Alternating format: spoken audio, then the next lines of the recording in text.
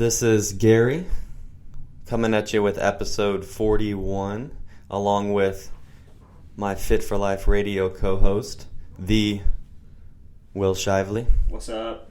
What was at the little pool party? What was your you were talking about? You wanted to make a name or something where Will Shively worked really well. Ooh. If I change my Instagram because I like to grill, change it to Grill Shively. There you go.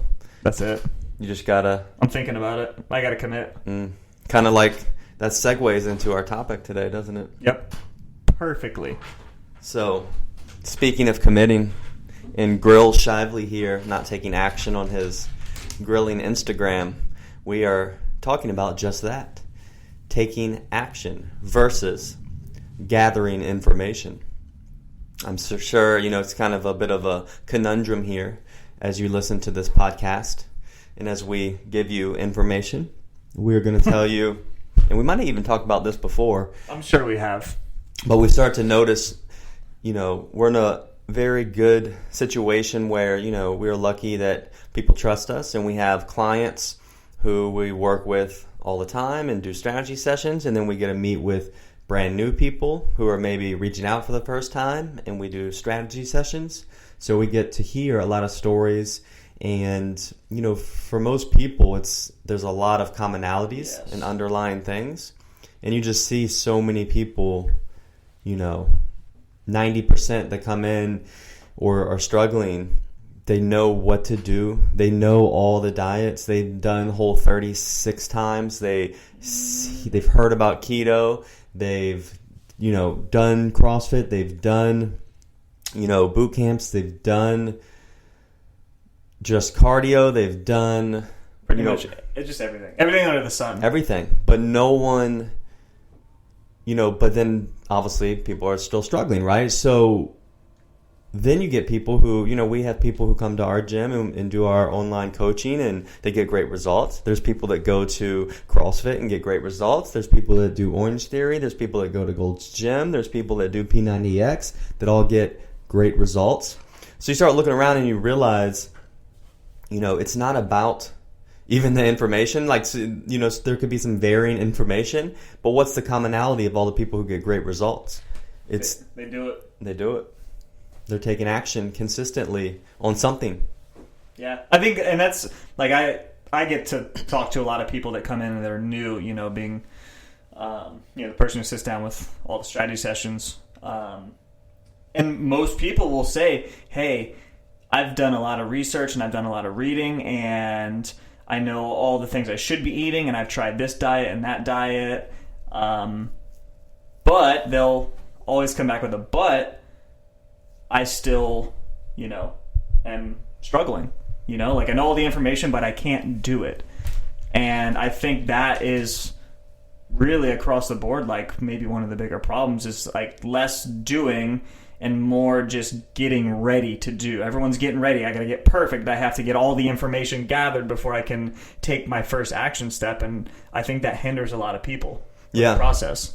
A lot of people they want a perfect timing, so they think, well, let me think ahead in my schedule and, this holiday will be done. No birthdays yet. I got a 3-week stretch where everything lines up to where I could be perfect with whatever I want to do and take action on it. But the thing is, okay, well, that's a 3-week stretch out of 52 weeks in the year, but that's actually not your normal. Nope. So all you're going to do is try to create this environment and structure these habits in a time that's not the norm. Yeah. So it's easy, but it's not what you would normally be dealing with. So you're kind of doing yourself a disservice by, doing it during an easy period.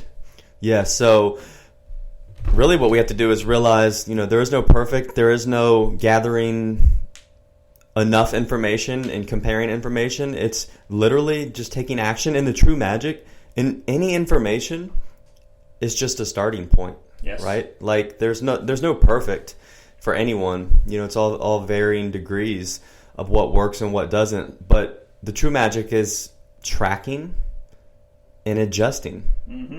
Right? And that's with, the exercise, that's with nutrition, that's with anything you want to do. To kind of compare, I know with business, it's the same thing. When I could have read a million books on starting a business, But at the end of the day, you just have to do it.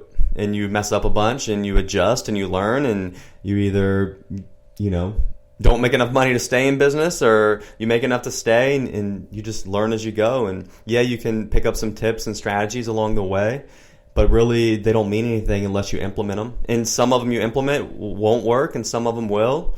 But at the end of the day, and it's the same for fitness, I think what people are avoiding by not taking action is the fact that then they don't trust their self. Yep.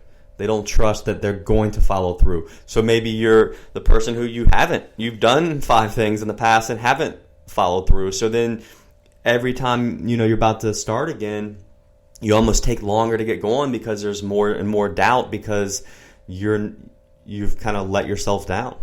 Yeah, I think people, get kind of stuck in that. I'm trying to think where I was going with this. Doubt. Yeah, I mean, I think basically people get stuck with not believing in themselves. Yeah. So then they kill time by just researching and gathering more information. Yeah, and I think, that's where I was going to go with it, that it's just people have trouble committing 100%. And I think part of it lies in, the worry that, well, what if I commit 100% and I fail? And that fear of failure, I think, holds people back a lot. Whereas it's not just you either fail or you don't. It's not like you pass or fail. With a lot of things, when you're trying to get better, even if you try something and you get a little bit better, just a tiny bit, just a smidge, not what you wanted, but you still improved.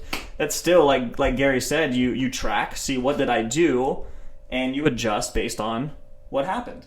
And I think that all or nothing approach to anything kind of gets in the way to where people feel like if they don't lose 50 pounds, then they failed. Whereas, hey, you lost 4 pounds. That's actually a good starting point, and see, what can I improve upon, rather than saying, I didn't lose the 50 I wanted to lose. Let's try again next year, or whenever I gather enough different information to try something else. Yeah, and then for some kind of a real world example of that, we'll boil it down to like a nutrition example, and we'll do that. I just did a poll on my Instagram.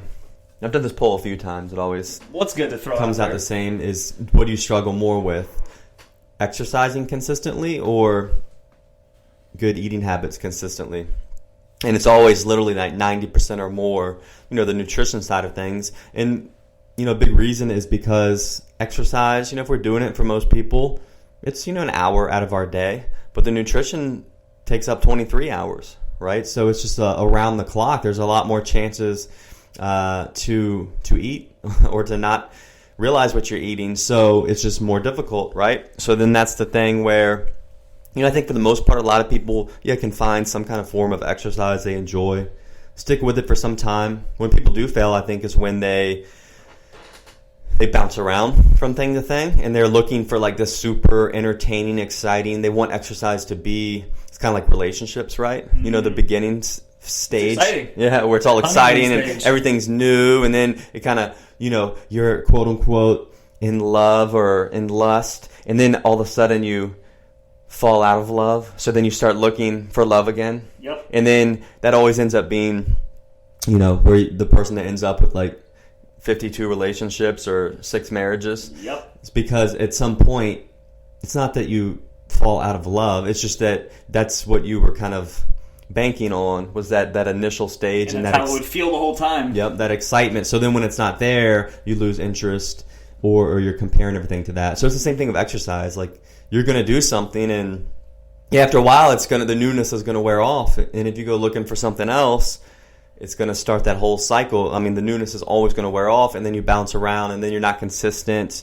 Or you could even look at it like you go really hard. Just like, if you're a guy, you go out on that first date, and first few months, you're always buying flowers and doing all this stuff. And, you go hard, but you can't sustain that. And then two years in, you're just slouching on the couch. You forget your anniversary and all that good stuff. Same thing with exercise. You go really hard, go 100%. I'm going 6 days a week, 2 hours a day. You're not going to be able to keep that up. So just lose it. But for the most part, if you just kind of find something that you want to commit to, and you just do it and show up and put in the work, just like relationships, as time goes by, you'll appreciate it even more, and you'll enjoy it, and you'll find a good place with it. Yeah. So with nutrition, you have all that, but then the fact that there is so many distractions. From different types of diets to then just distracting foods, right? You could wake up in the morning, throw on your Instagram, see some food blog and a couple different foods. So right then, you're being exposed to food and your brain and stuff's going on and you're thinking, oh, I want that. And then you hop in your car and you drive to work and you pass a KFC or a Wendy's or and Dunkin' Donuts. Woo! So then you think of those foods and then you get to work and a friend has something for you that they brought to work. And so we're just bombarded all the time with food messages and diets and extreme things to where we just kind of take it all in. So we'll take in the information, we'll search for more, we'll realize, hey, there's a blood type diet. Maybe, yeah, that's it. Maybe That's eating the answer. the wrong food. And then there's this keto diet. Yeah, it's carbs. I need to cut that out. And then there's a vegan diet. Yeah, it's the animal food I've been eating. But then there's a carnivore diet. Yeah, that's it. I need to cut out the plants I've been eating. And you're just taking in all this information and not actually doing any of these things, like consistently or long term, to even see, hey, is this an approach that works for me and will last for me, yep. Right? When in actuality, yeah, they're all working because someone's talking about how it changed their life. Yep. But the catch is that person did it. Yeah, they committed to it and they just stuck with it. And I think people put too much stock in the method and not just like. And we've talked about this before, and I think it's just worth hammering home. Like, the method is never the secret. Like, being in ketosis isn't what makes you lose weight. Absolutely is not. Yeah. It's just being in a calorie deficit. Just same as, like, being a vegan. It's not that you stopped eating meat and animal products that made you lose weight. It's just you're eating less calories. And so putting less stock in the method and more in just, does this fit with my lifestyle? And just searching for that rather than looking for that excitement. Just like the workouts, I'm starting this vegan diet. It's going to be sick. And you get hyped up and it's new and it's fresh and you're talking about it. And then... If you know me, you know I'm always on the run, up early and home late. So having a 3-hour morning routine isn't really in the cards for me. What is in the cards is AG1. It's a fast way to get vitamins and minerals I need to perform. I first gave AG1 a try because I wanted a single solution that helps support my entire body by filling in nutrient gaps and simplifying my morning routine. Since drinking AG1 daily, I've always felt strong and energized and ready to attack the day. Not only does AG1 deliver my daily dose of vitamins, minerals, pre- and probiotics, and more, it's a powerful, healthy habit that's also powerfully simple. It's one scoop, mixed in water, once a day, and every day. I know that AG1 is giving my body high-quality nutrition. Every batch of AG1 goes through a rigorous testing process, so you know that it's safe. And AG1 ingredients are sourced for absorption, potency, and nutrition density. AG1 is a supplement that I trust to provide the support my body needs daily, and that's why I'm excited to welcome them as a new partner. Here is your chance to start every day this season with a gift to yourself. Try AG1 and get a free 1-year supply of vitamin D3K2 and 5 free AG1 travel packs with your first purchase exclusively at drinkag1.com/provengrit. That's drinkag1.com/provengrit. Check it out. If you know me, you know I'm always on the run, up early and home late, so having a 3-hour morning routine isn't really in the cards for me. What is in the cards is AG1. It's a fast way to get vitamins and minerals I need to perform. I first gave AG1 a try because I wanted a single solution that helps support my entire body by filling in nutrient gaps and simplifying my morning routine. Since drinking AG1 daily, I've always felt strong and energized and ready to attack the day. Not only does AG1 deliver my daily dose of vitamins, minerals, pre- and probiotics, and more, it's a powerful, healthy habit that's also powerfully simple. It's one scoop, mixed in water, once a day, and every day. I know that AG1 is giving my body high-quality nutrition. Every batch of AG1 goes through a rigorous testing process, so you know that it's safe. And AG1 ingredients are sourced for absorption, potency, and nutrition density. AG1 is a supplement that I trust to provide the support my body needs daily, and that's why I'm excited to welcome them as a new partner. Here is your chance to start every day this season with a gift to yourself. Try AG1 and get a free 1-year supply of vitamin D3K2 and 5 free AG1 travel packs with your first purchase exclusively at drinkag1.com/provengrit. That's drinkag1.com/provengrit. Check it out. And then you just got to go on with your life and live your day, and it gets less exciting. The food isn't quite as exciting. Same with any diet. Yeah, we're not. To flip that, like a vegan diet's great if you're actually doing it, right? Exactly. So because it is going to help, limit food choices for you and get you in a calorie deficit, and you'll have more energy and lose weight. So the difference, what we're saying is, don't be the person who's reading all about that and then not doing it. Yes. Like you're like, oh, I'm thinking about going vegan, and then you're just still eating everything you normally eat, right? And not actually doing it, right? Or you do it twice out of your week. Yeah. You do it. Yeah, when it's convenient. When you have that 2-week stretch where you don't have soccer and like summer pool weekends haven't started or something. So, just pick something that seems sustainable to you and enjoyable, and then take action on it, right? Don't try to be perfect. Do it. For most people, journal everything you eat, right? So pick an approach, journal everything, actually do it. It's going to involve actually eating less for most people if your goal is weight loss. So you have to actually eat less. You just can't read about it. Then track what happens, right? Are you losing weight? Great, keep doing it. Are you not? Then maybe you need to find where you're not eating less, or just make adjustments as needed. The real magic's in what's happening.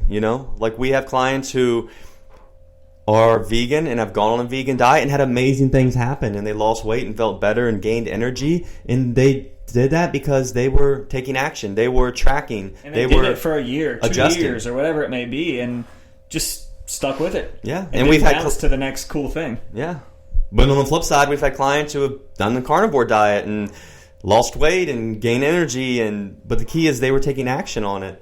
They were doing it. They were tracking. They were adjusting. Yep. So you start seeing, it's not about reading the information on all these millions of different options. It's about picking something, taking action, tracking, and adjusting, right? Yep. So if you want a book, this is it. It would probably be 3 pages. And the first chapter and first page would be take action. The second page would be track. And the third page and last chapter would be adjust. Right? That's really all you need. Yeah. More of it. And I think, and something I've noticed, I'm sure it's the same for you, the people who get the best results, we've trained a lot of people over the years, are the people who just, not even worrying about it being perfect, they just do it. Like, and this is maybe a more extreme example, but like, I would tell them what to do, and they do it 100%, trust everything I say, and go all in, and don't stress about it. They're like, all right, this is what I'm supposed to do. This is what this person told me to do. I'm going to do it.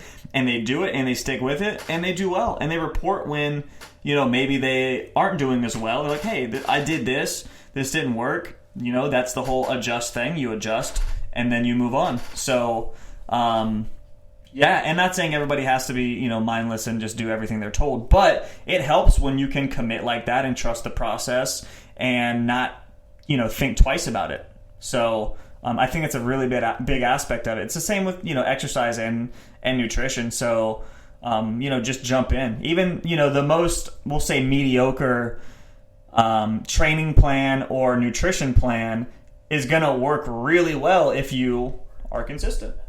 So, people do the same thing with training plans. Like, all right, well, what's the best program for me? Well, the best program is one you're going to show up to and do consistently and not burn out on. That's it. Like, that's quote unquote the best. It doesn't have to be, the Mr. Olympia routine somebody followed that got them the most jacked or whatever it is. It's just something you can keep doing, because you can do the most perfect routine, once a week, and you're going to get worse results than you are doing just some half-ass mediocre routine 3 days a week. So same thing with your nutrition. You know, you can have the most perfect dialed in macros. Everything's picture perfect. It'll get you to lose weight if you could only hit your macros and your targets and your calories or whatever every day. But if you get something that you're like, man, I could do this every single day and I'm good, and it might be a little slower, but you find a way of eating that works, it's going to work way better. You know, you took action on something that you could sustainably do. So. Preach. I'm sweating. Step down off that soapbox, man. I have to. Makes me seem taller. Yep. So there it is. And really we could dig in even more, or a whole nother episode is on that second chapter there, which is track. Yes. I think we should do a full episode on tracking and how to start. And well, I mean, when I say tracking, I mean in a super general sense. Like people avoid it whatsoever. And this could be tracking your body weight to know. This could be tracking your food like you're talking about. But I mean, you know, this could be just you have to track something. You have to have metrics to track, because what gets tracked gets measured and gets It's how you make an adjustment. Take an action on. It's how you know if something's working or not working. Yeah. And if you ignore it, if you're like, not that you have to weigh yourself, but weighing yourself is very useful. Yeah. You know, like. I mean, I would say if you're serious about losing weight, you should weigh you yourself. need to weigh yourself. Like a lot of times, what happens when people are like, "Ooh, I don't like the scale," and then there's like 42 different memes and things about not caring about it. But at the end of the day, you don't like it because you're not giving you the information and feedback you want. It's the cold hard truth for the most part. You know, like if you have weight to lose, you know, you should lose weight on a scale.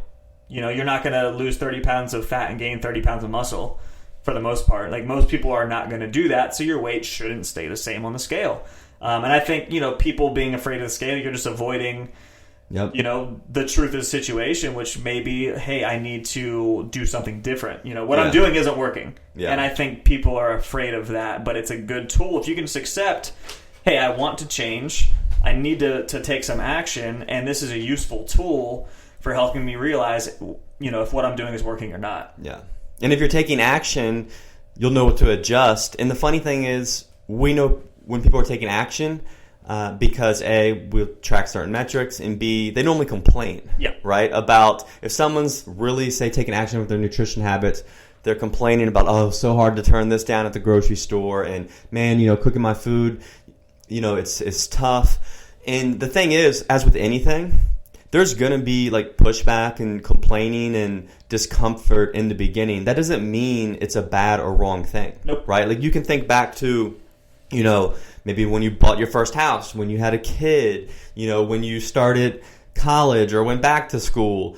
I guarantee you the first 100 days of those things were pretty stressful, right? Because there's a lot of change going on, but that doesn't mean they were a bad choice, you know, and then you get through that. So, yeah, typically if nothing's that stressful or hard, then you're still in that gathering information stage and not taking action because you'd be complaining a little, which again is fine. So, yeah, when you're choosing to do anything, you need to have a metric or a few metrics that you track. But you have to take the emotion out of it and understand it's just data. It's just giving you information so you can actually know what to do, right? So, you know, with our nutrition coaching online and everything, you know, it's vital, right? If someone's not really tracking their food, whether they're, you know, doing it on MyFitnessPal or writing it down and sending it in, then there's like no information. And then if they're not weighing in, how do we know what to do? There's no, you could be like, I don't feel like I'm losing weight.